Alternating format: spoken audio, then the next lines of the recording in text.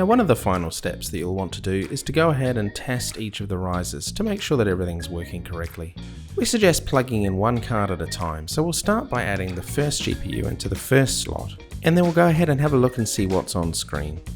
So on screen you can watch HiveOS boot up, and you'll be able to see whether the card is showing or not on the initial screen. And as HiveOS boots up, you'll see loading NVIDIA drivers and the number of GPUs. As you can see, we've got one GPU so far. As we add additional GPUs, we should see more of those showing. We'll repeat this process for riser slots number 2, 3, 4, 5, and then 6.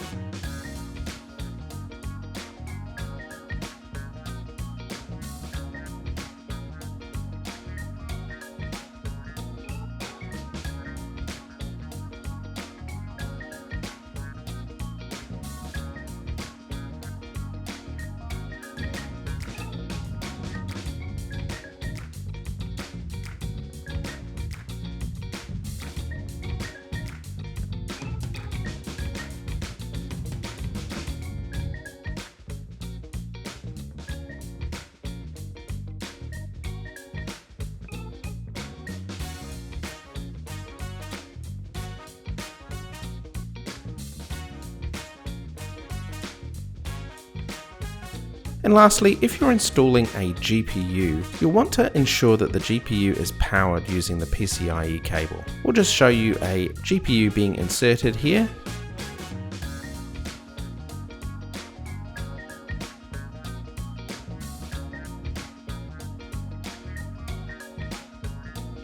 We'll screw it on properly. 2 screws usually hold it in place very well.